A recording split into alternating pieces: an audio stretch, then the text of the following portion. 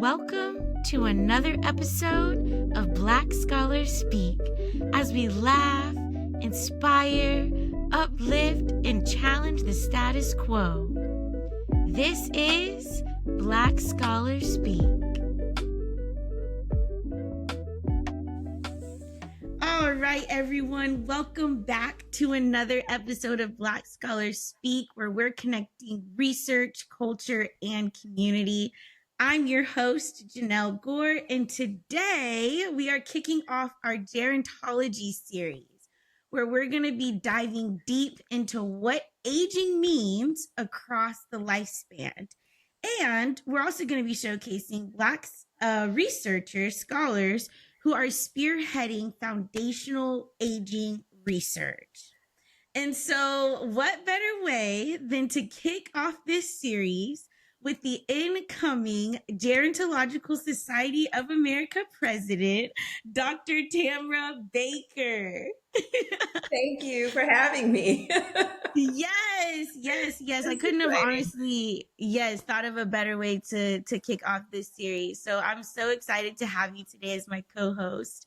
And so today we're going to really be jumping into her journey and her research concerning pain and health equity. And then also we're going to touch on the importance of HBCUs within aging research. So we're going to really get into a few topics. But before we dive too far deep, I've got to do a proper introduction. All right. So I'm going to read off Dr. Tamara Baker's bio and let y'all learn a little bit about her before we dig in a little bit more. Dr. Tamara A. Baker is a professor in the Department of Psychiatry at the University of North Carolina at Chapel Hill. Dr. Baker is a member of Taylor and Francis Editorial Advisory Board and editor-in-chief of Ethnicity and Health.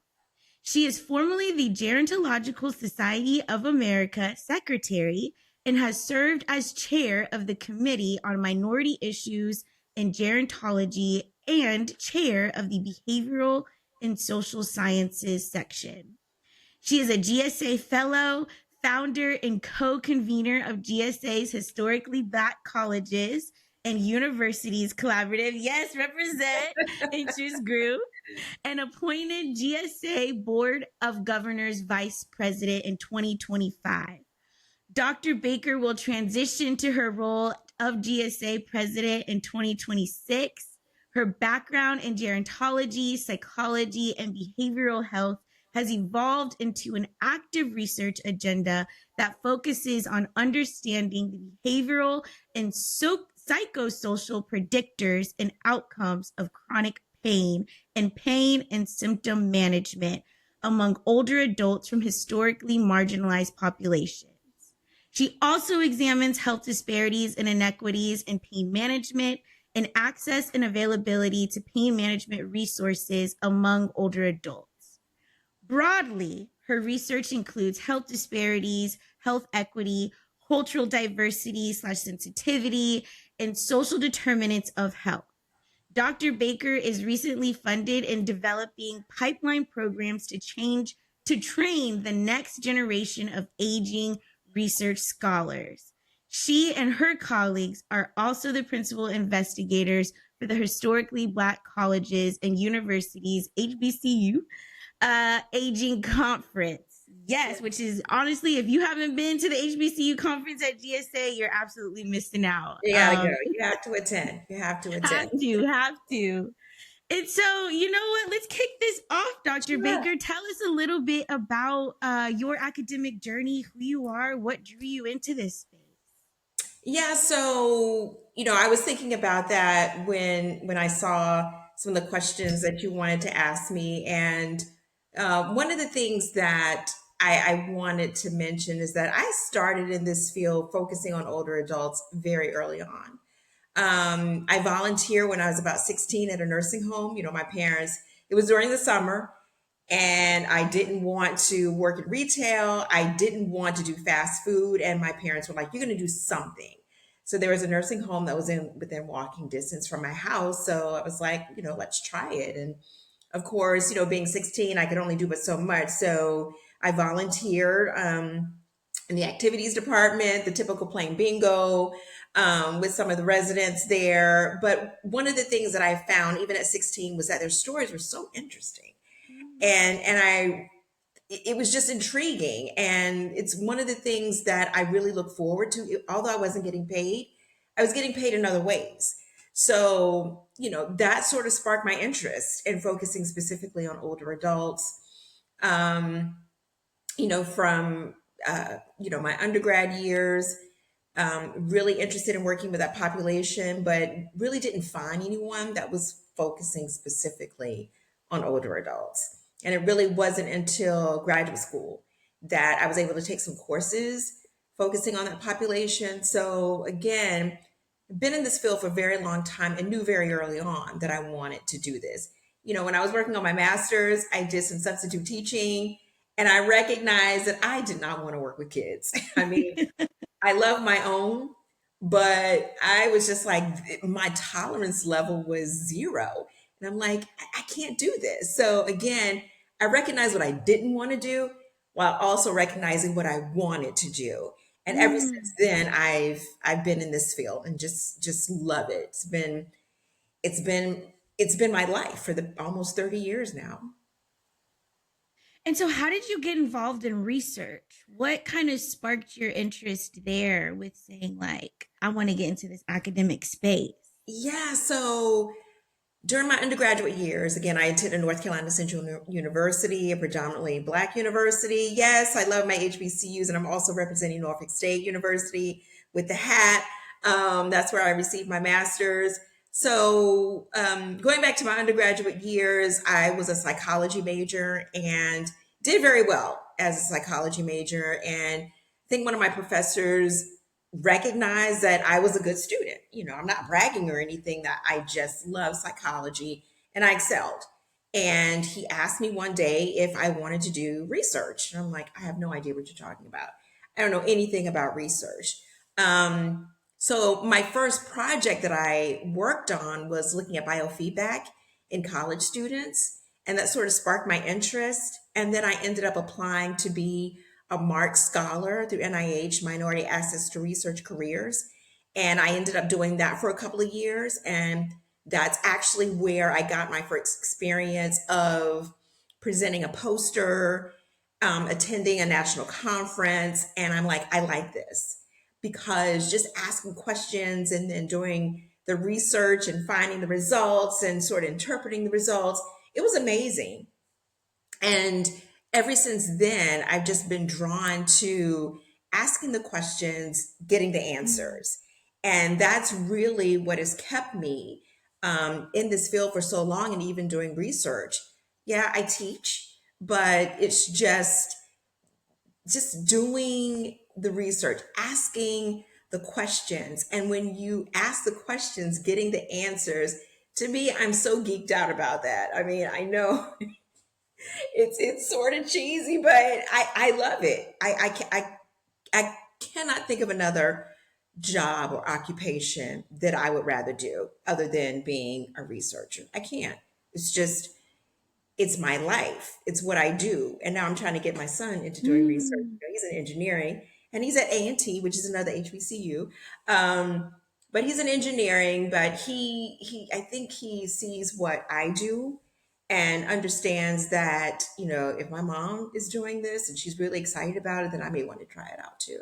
So again, just passing that along. But long story short, I've always been drawn to doing research, and it's just the opportunities have always been there that allow me to continue to do what I enjoy so much. Yes. And so I know with research, there's kind of two sides of the coin, right? So you've got qualitative research, you've also got quantitative research. So your work, it seems to be more situated within the quantitative space. Is that correct? You're Okay. Yes, it is. And it wasn't something that I, initially gravitated to, but my advisor, Dr. Keith Whitfield at Penn State, he was the one, he's a strong quantitative researcher. So I had to learn, I had to sound like I knew what I was talking about. But, once I finished graduate school, I started exploring and doing my own thing as Mm. well. And one of the things that I started focusing on during my postdoc at the University of Michigan was photo voice. And that was really my first take of doing qualitative research. And with that particular project, I asked participants to take pictures of their pain experience and to write a short narrative about it. And to me, that was the best project I've ever done. I was Mm. just amazed at some of the pictures that they took. And this was back in the day, old school. You had the camera, advanced, had to send it off to get developed. And I couldn't wait to get the pictures back to see what they had taken, photos of. And every time I give a presentation on that, although it's been almost 20 years since I've done that project, I get so much feedback because people are just intrigued of how people interpret their pain experience. And even the short narratives that they wrote from those photos, it was just amazing. And sometimes it was a little heartbreaking. But again, to answer your question, yes, I started off as a quantitative researcher and I still do that.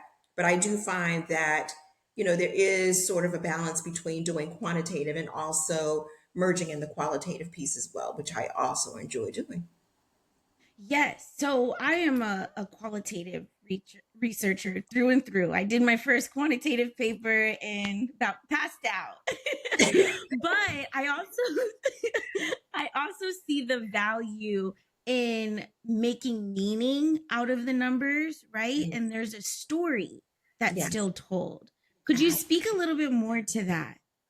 Yeah, so I think anybody who can do both, I think you get the best of both worlds. And you have the numbers, but again, I think part of doing the qualitative piece, and this, is that it's the story behind the numbers. So again, we can do all these sophisticated analyses, and every now and then you may interview someone, to like over the phone to check the boxes, yes, no, Likert scale, the whole nine.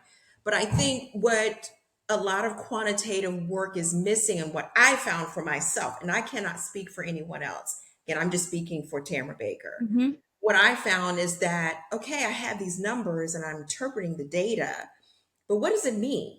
What does it mean for an older Black adult who's experiencing pain and who's in the healthcare system, and there's a little confusion, there's some discrimination and determinants, it just goes on and on. So that's one of the main reasons also why I started looking at the qualitative piece, because the numbers started to make sense. And I just didn't find the 100% joy of looking at a data set and interpreting the numbers and plugging in numbers and using statistical packages. I mean, it's great, it's wonderful for what it's worth, but I think for myself, particularly focusing on pain, it's such a personal experience. And I really wanted to find out the other side. And the other side meant doing interviews, it meant doing a photo voice type project. And that's something that I've always encouraged even my students to consider. Yeah, you're trained as a quantitative scientist, but also consider the qualitative piece, because it's really telling the story behind the numbers. And I'll hold that, that's something that I will hold as being a part of the science that I'm really gravitating to now, and have done for quite some time.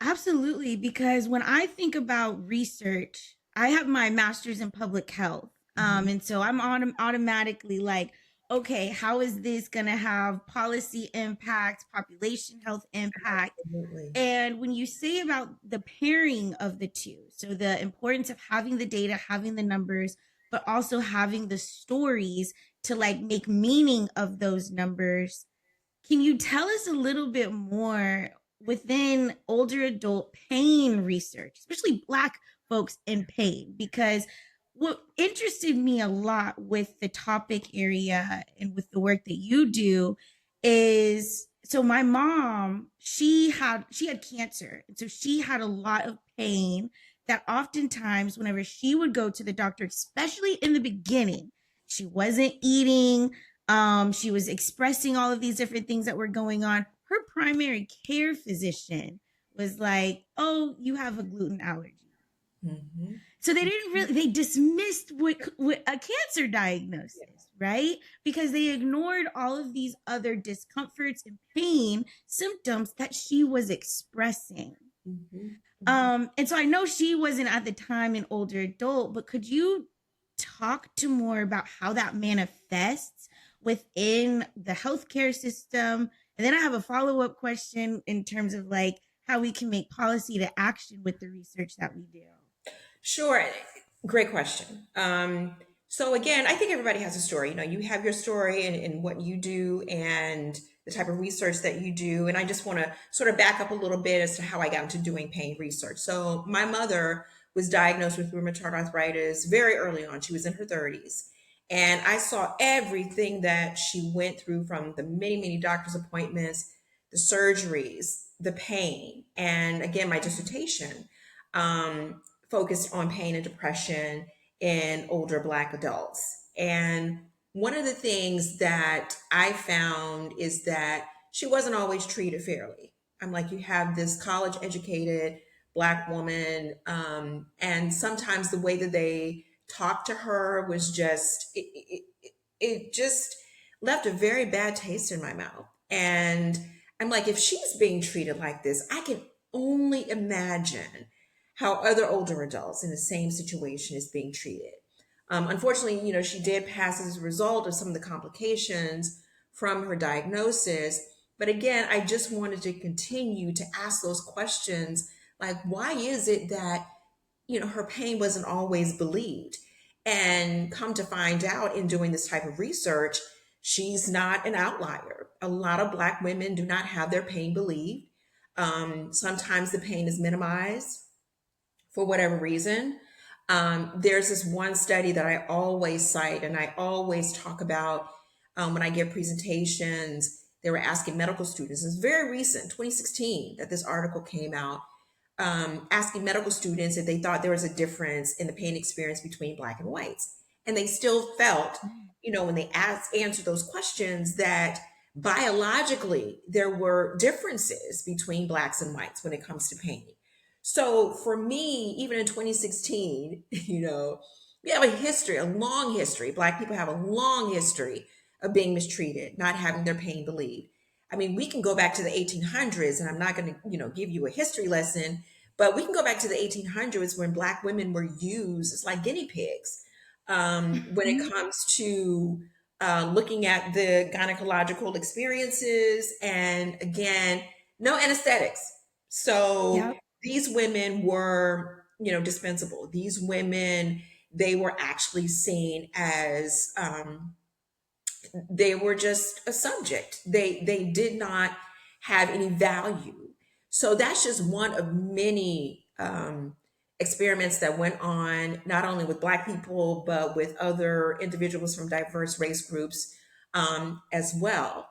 But one of the things that I wanted to make sure is not only find out why, but can we do to bypass that? What can we do to make sure that we don't have another person like my mother who is experiencing pain?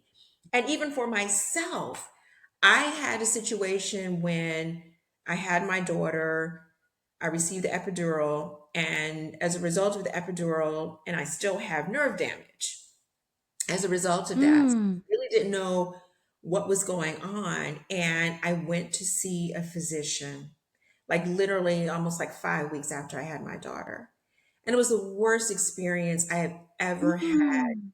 I went there and the doctor, you know, thought he was friendly at first, older gentleman, Mhm. and did not look like White? me. Yeah, Okay. he was white. We can be real here. Okay, yes, he was an older white gentleman. And he asked me what my kids' names were. So I told him. And then he said, well, that doesn't sound like a typical name, you know? And I was just like, what? At the time, it didn't even register what he was talking about. And Mm. then he was examining my neck and he said, "Get the attitude out of your neck." I was like, "What?" So I don't know if he felt like he was trying to relate to me, but I didn't go there for you to tell me to get the attitude out of my neck, for you to tell me that my kids' names weren't the typical Black names, basically. And once again, I said to myself, here I am, PhD, and if I'm being treated this way, because I was very cordial with this gentleman, I'm like, if I'm being treated this way, I can only imagine for someone who doesn't have that voice and how they're being treated, that older Black adult that may not have that advocate to go in with them, or someone who may not be able to ask those right questions.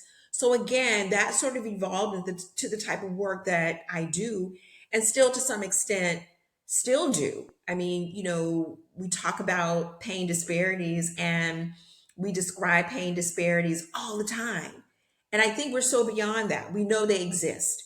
We know that Black people aren't treated the same as white people.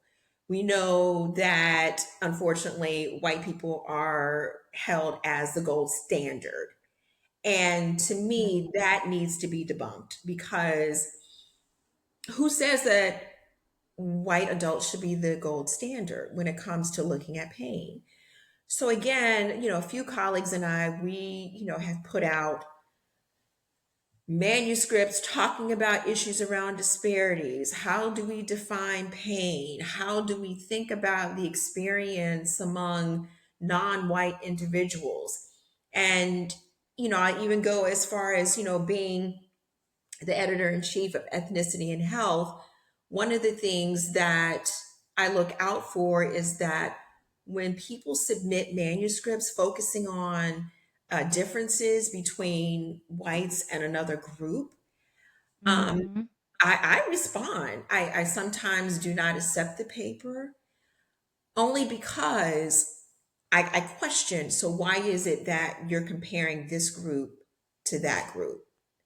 And then I also ask them, why not just focus on Black adults, for example? Why not just focus on Hispanics or Latinos? So again, it takes someone like myself, not saying that I'm changing the world, but I think we need to start, Mm. focusing how we ask the questions and why certain groups are held to a certain standard or a different standard than other groups. And again, we know the reason why, but I think we need to make that shift as to what group is the gold standard, but then also asking why they're considered the gold standard. And one thing I don't want to hear is, well, traditionally, this is how it's been done. Well, let's change that. Well, You right, let's right. Because about this. So I know that was a long answer to your question, but I think it's really important to understand from my perspective in looking at yeah, this particular topic, which is another reason why I've sort of shifted into like a second phase of my career.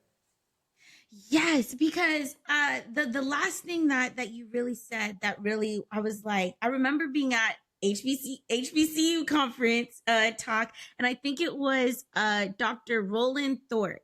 He talked about his work and how he uses within black men as the comparison group. Yes. And so he does a lot of within group Yes. comparisons Mhm. because we're not a monolith, Nope. right? No, absolutely not.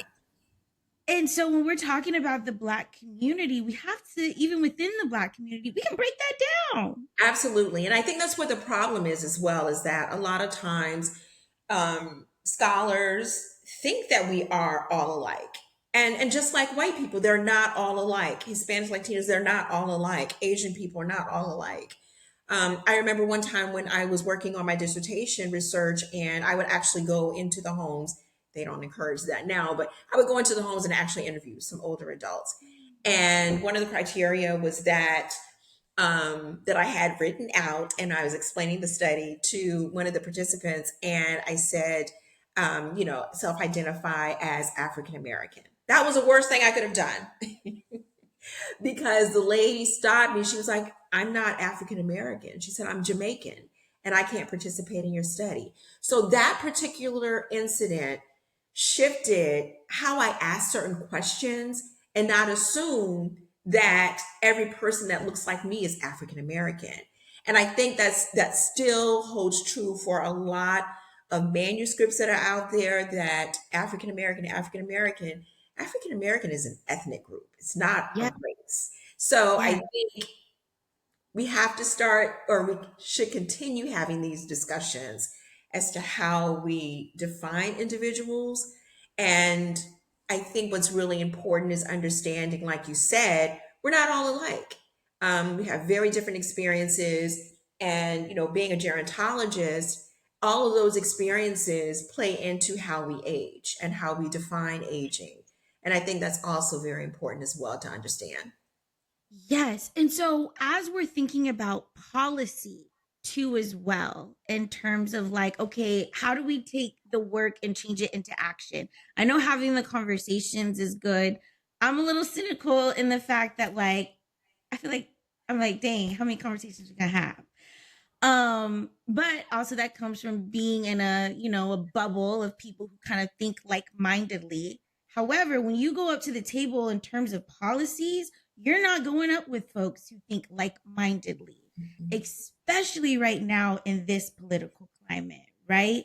So how do we continue to have these conversations, but we do them with the right people? Like I'm still lost on how to really navigate and maneuver even before the political climate with what we were in, how we push things forward in terms of policies that can help for older adults for their pain to really be identified and addressed correctly, and they're not subjected to a lot of these systemic issues, at least not as much.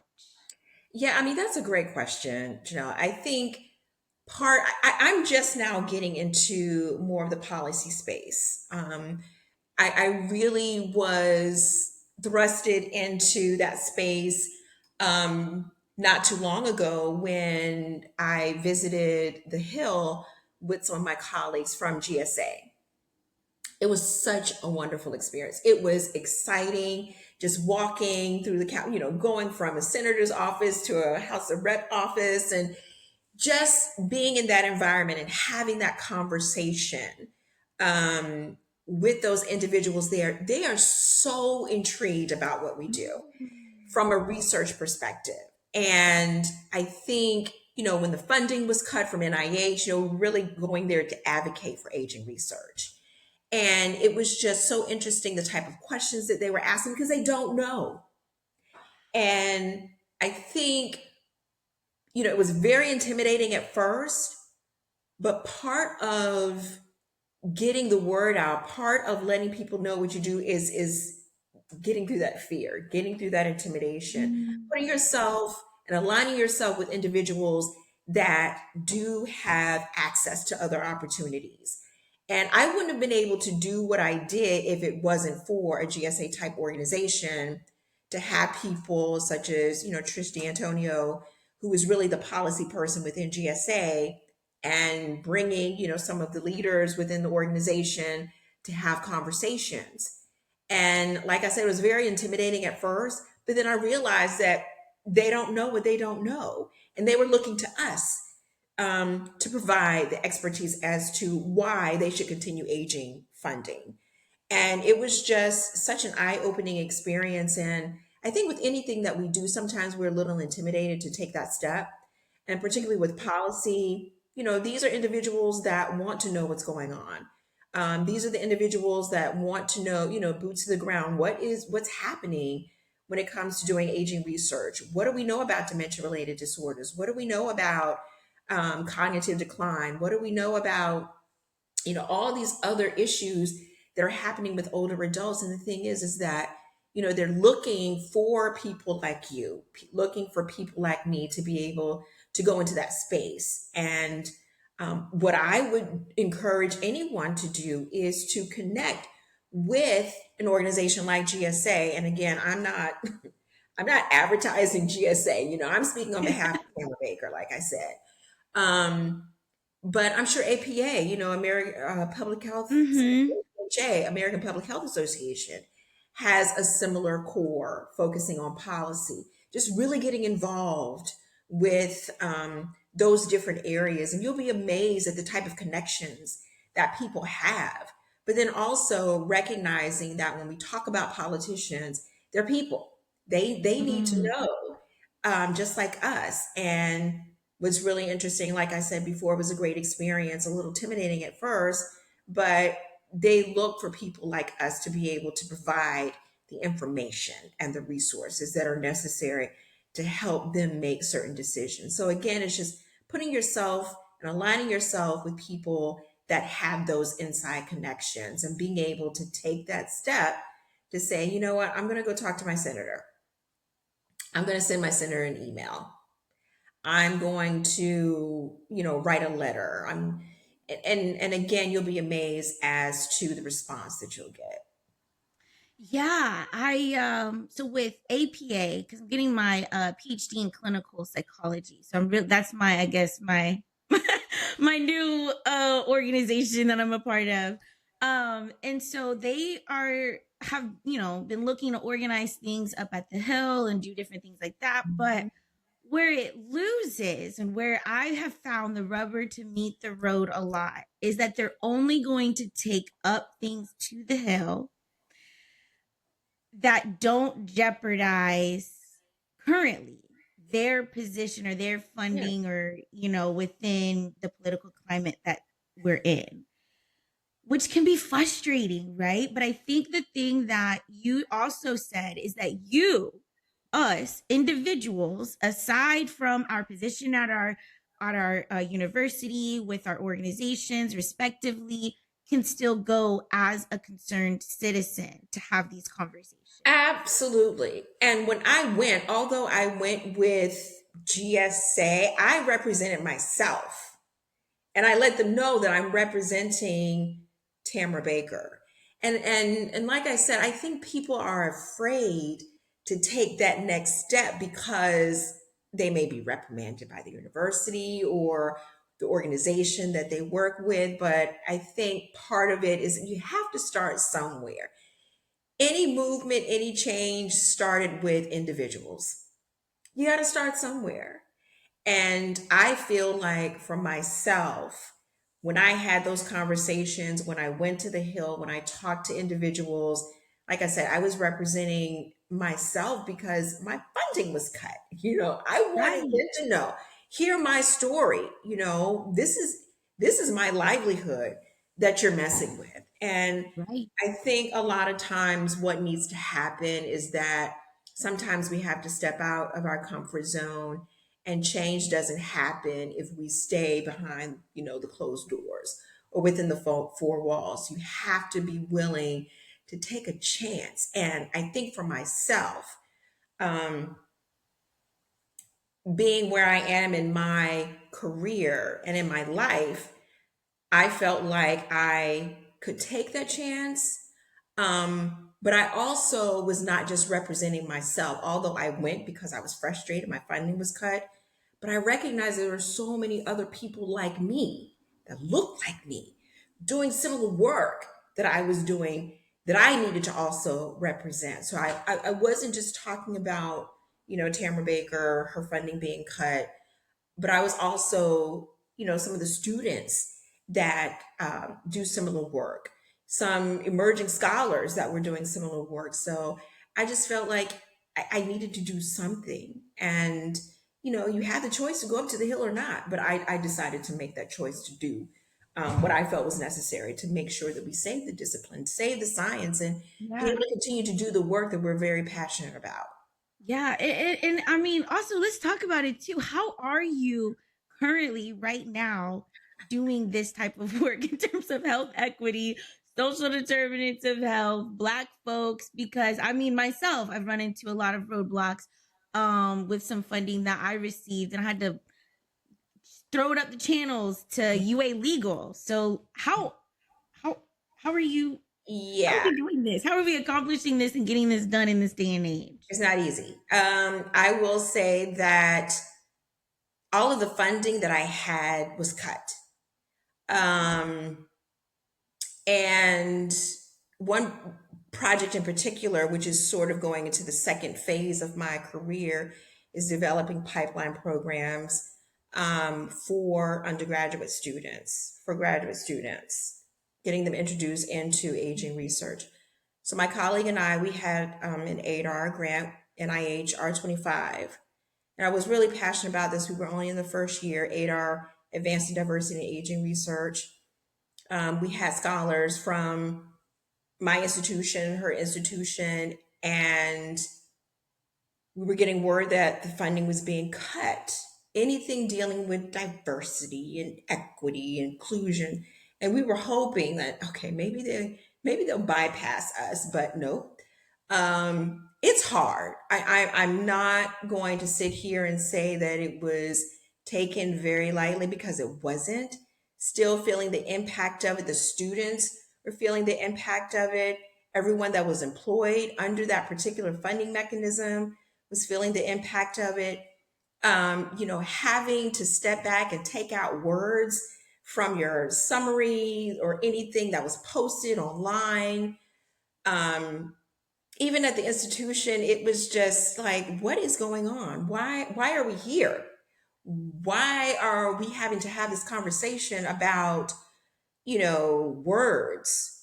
And my stance is if we were treated fairly from the start, we wouldn't have to have specific grants or funding mechanisms to make sure that people have equal access to the dollars, to the information. So now it's just being creative in how we continue to do the same research, but maybe some slight changes. But again, How have you been creative? I I just submitted a grant actually yesterday. And yeah, it almost took me out. Submitted the grant. And I was even nervous because, talking about equal access, those words, those buzzwords. And I'm like, what am I doing? I'm like, here I am, taking out certain words so that my grant isn't, not, it's not discussed. So again, just being mindful and more intentional about how I write things up to make sure that I get the same results. There's always a way to do something. So I don't necessarily have to use the word diverse. You don't like that word? Okay, I'll use another word. But the end product is still going to be the same. I'm still going to be looking at the same issue. Yeah, you don't like inclusivity? Okay, I won't use that word. I'll use something else. So again, I think it's just staying ahead of the game. I think, using different words. Yes. And I shouldn't be saying this out loud, but I think it's just really, if you're really passionate about something, like myself, focusing on issues around diversity and equity, making sure that we train the next generation of scholars that look like me, you're gonna find a way to do the work. If you're a true scholar that is interested in this, you're gonna find a way. I hope that everybody so far is really enjoying this conversation. And we're going to take a quick break. And so stay tuned and listen to this quick commercial. Hi, everyone. My name is Janelle Gore, and I'm the Director of Community Engagement for the Alter program. Have you ever wondered, whenever I'm doing research, it's never really getting into the hands of the community that I'm trying to help? Well, if you've ever had that question, I have the perfect solution for you. The Alter 2026 Dementia Summit is back, and this is the perfect place to submit your research about African Americans, faith-based communities, or dementia, right, so that the community can hear from you. So, December 15th is the deadline. Make sure you submit. Oh, and I forgot to say that we're student friendly. So if you have work that you've been working on and you want to submit it, be sure to. I'll see y'all there April 23rd through the 25th. All right, y'all. Don't meet me there, but beat me there. All right, everyone, welcome back to Black Scholars Speak. We have today with us Dr. Tamara Baker, and so we're going to continue on the conversation. All right, and so going on, and again, how we talked about in the beginning, a lot of the work that she does is also related to HBCUs and pipeline and scholars, and like really getting us into this aging research space, especially as Black scholars too, as well. Mhm. And so I want to know, Dr. Baker, a little bit about that and about the work that you're doing with GSA and the HBCU collaborative and the conference that's going on. And so, what can you tell us? Sure, great question. Thanks for asking that. So, just a little bit of background. I'm an alum of two HBCUs, so North Carolina Central University, where I received my undergraduate degree, and Norfolk State University, where I received my master's. So, again, just have this profound love for Mm-hmm. HBCUs. One of the things that I've noticed over the years is that there aren't a lot of people that know about HBCUs. There aren't a lot of people at HBCUs that know about aging research. So, fast forward being a member of GSA, I've been going to GSA for a very long time, 25 plus years. And, even as a graduate student, what I noticed is that there weren't as many students that look like me. Um, I've always thought, what's up? What's going on? As a student, I would just go to my sessions and then I would go to my room and that was it. I go to somebody else's session or my advisor's session, then go back to my room and that was it. So, as the years progressed, I would start having more conversations with people and recognize that there were quite a few people who were attending Mm-hmm. GSA that were alum of HBCUs. So I thought, why can't we start something? Lots of interest groups at GSA. Why can't we start an interest group?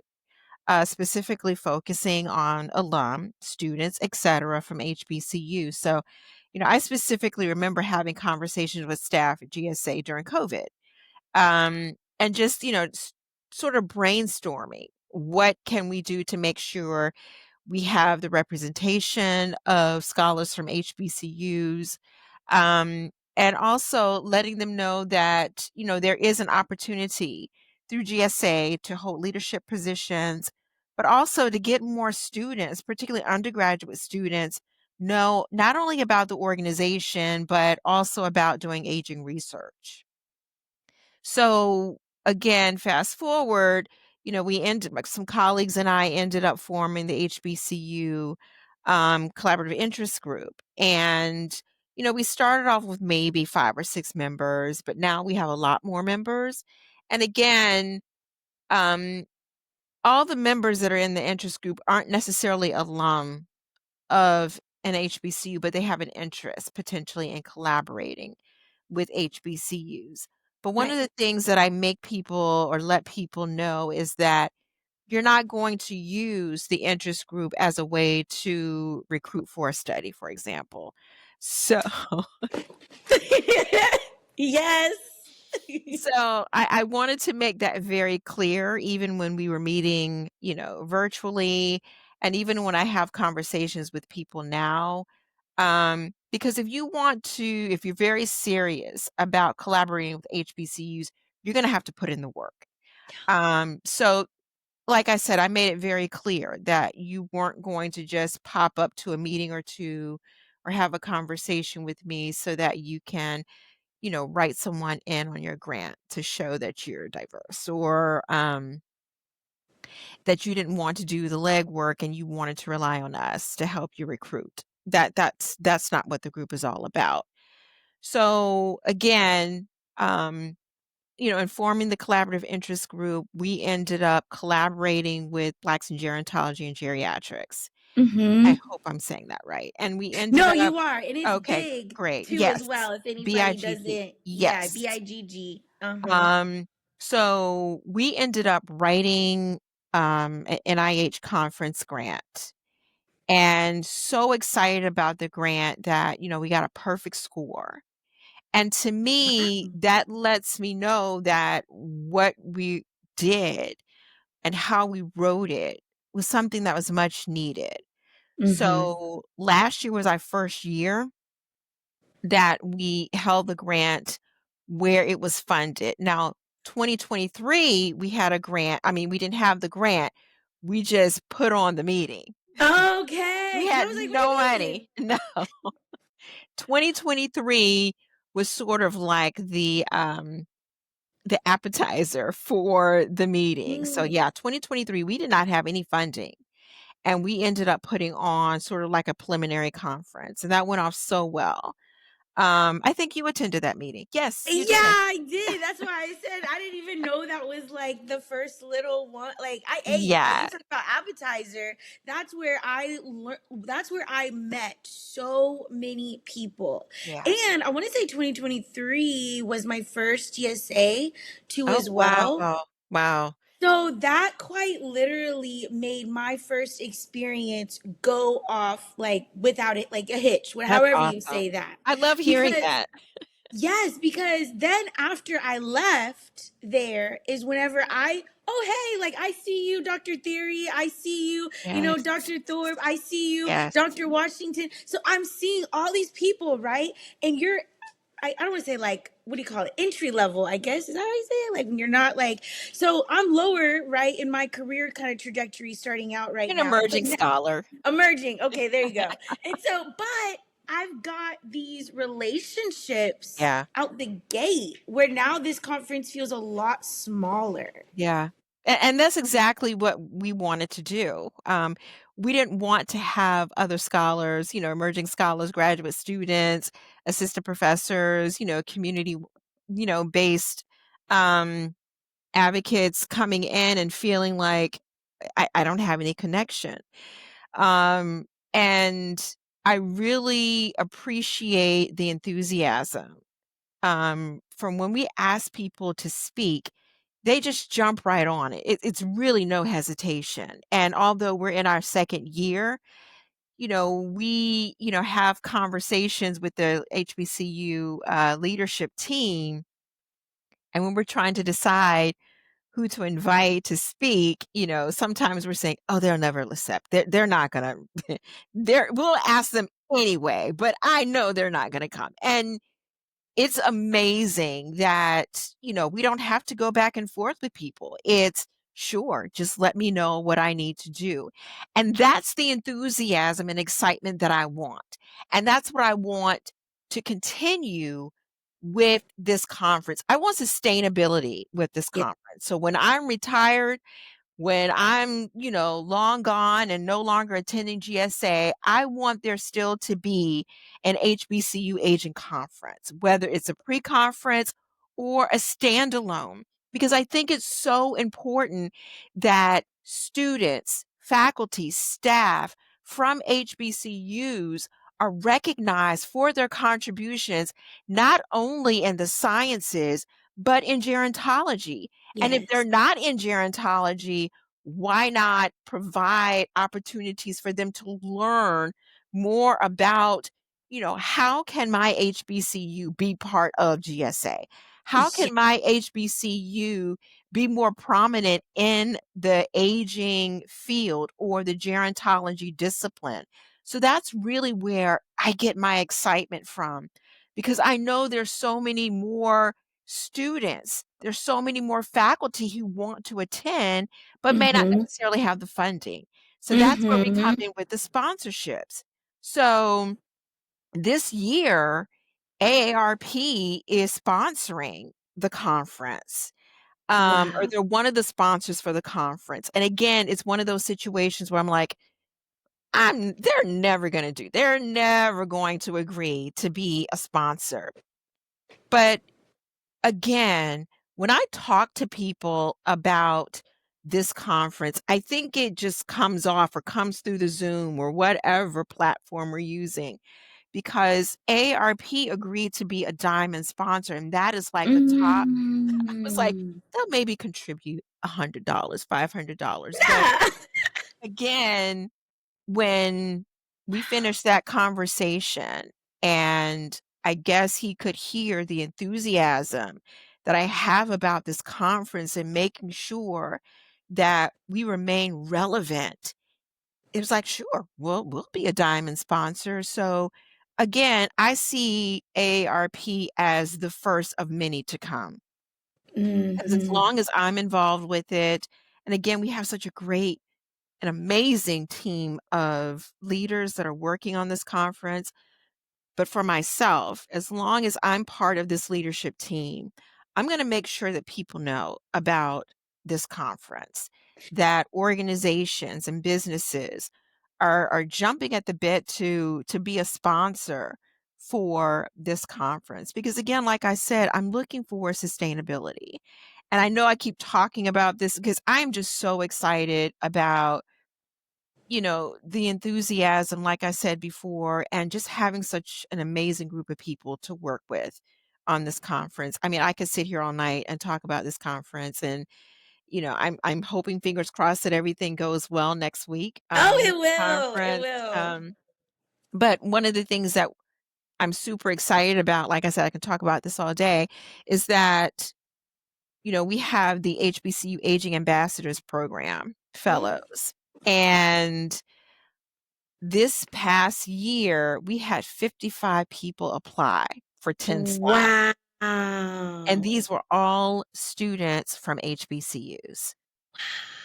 So to me, it's not only about, what we did in 2024. I think what's also happening is, word of mouth from previous fellows, but also faculty are letting students know, look, you need to apply Oh, for wow. this fellowship. So again, it's the word of mouth, working with great people, having wonderful colleagues, having an organization like GSA that supports what your mission is, I think is critical.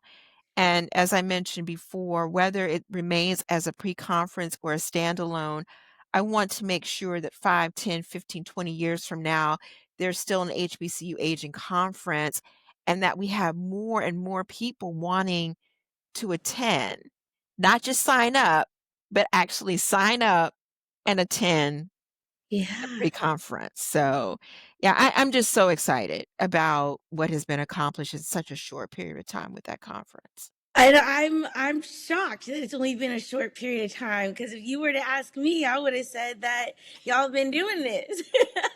um, but in that too as well, I hear you talk about the sustainability and like really wanting to make sure that it continues on.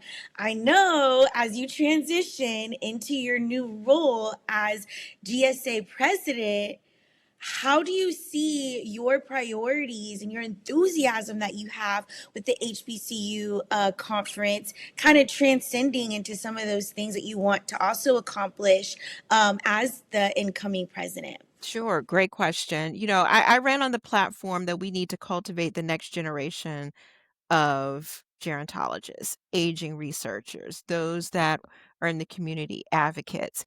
And I still stand by that today. One of the things that I will continue to do is to make sure that we're bringing up the next generation of scholars, but also that we have a workforce that is just as diverse as our aging population. And that's why I was so disappointed when the ADAR program, again, Advancing Diversity in Aging Research, Mm. when that program ended, because it provided an opportunity for scholars that look like me and you to be able to be introduced to the field and be able to provide opportunities where they can network with some of the best gerontologists in the world, basically. Um, so again, as I transition into the role of president, I still want to make sure that we're in that same mindset, that it's not just about us anymore. I can write Hmm. another paper, I can apply for another grant, but please be assured, I will not be known for having 500 publications. I will not be known for developing a new theory. But what I want to be known for is she and her colleagues developed and established the HBCU Aging Conference. She and her colleagues want to make sure that they can sponsor as many students as possible to the GSA meeting. She Yes. is the one and her colleagues, they are the ones to make sure that faculty from HBCUs are able to attend GSA, are able to attend the HBCU Aging Conference, are able to have their research, and I'm going to stress this, to be able to have their research on a platform that is equivalent to everyone else that attends this meeting. And what I mean by that is sometimes people think HBCUs don't produce good scholarship Oh yeah, for yeah. whatever reason, okay? And I want to make sure that when faculty and students attend a GSA type organization or a type meeting, that when people hear their presentations, when people go by their posters, they are just as amazed. Like, I, I didn't, this is amazing. You'll be amazed. And again, I can talk about this all day. Last year at the conference, the HBCU Agent Conference, we have a poster session in the evening after day one. Some of those posters that those undergraduate students presented blew my mind. Absolutely Mm. blew my mind with the level of scholarship that was presented by these undergraduate students from HBCUs was absolutely amazing. Not that I had any doubt that it wouldn't be, but again, given that they were given the opportunity to showcase their research, which is really what this conference is all about.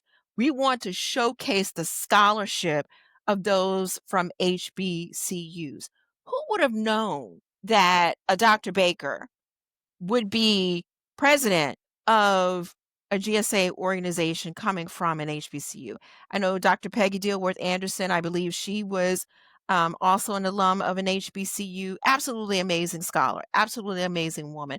And she was really the one who got me into these leadership Mm. positions. So when she was president, she selected me to be the chair of the task force. Back then it was the task force on minority issues in gerontology.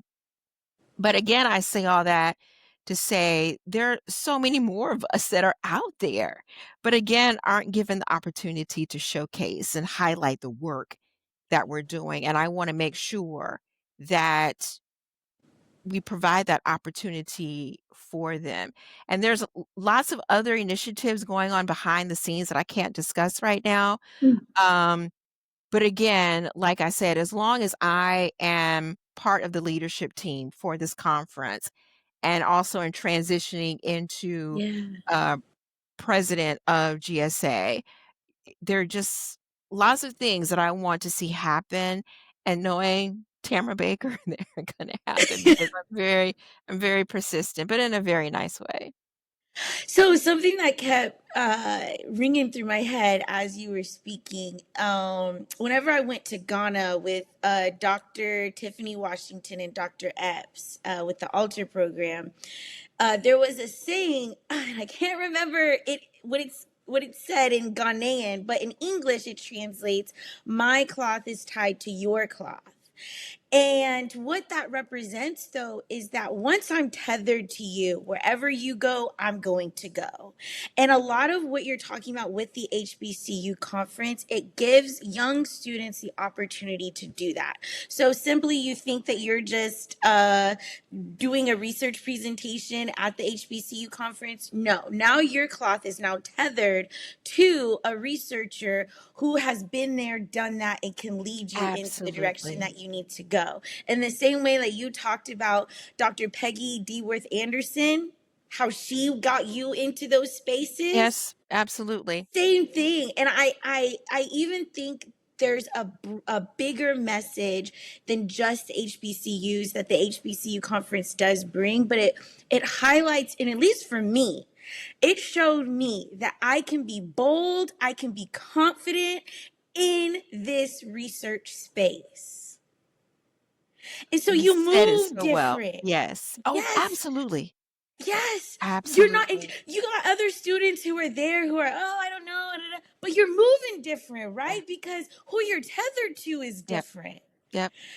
Exactly. And that's So exactly what we want to accomplish with this. Like I said, I don't want any student, period, to go to a conference and feel intimidated. But I think, when it's like a family. It's like a homecoming. For those of us that attended HBCUs, going to a homecoming, it was like, oh, this is great. This is amazing. You're reconnecting with people. And that's really how I want it to be. It's like a homecoming.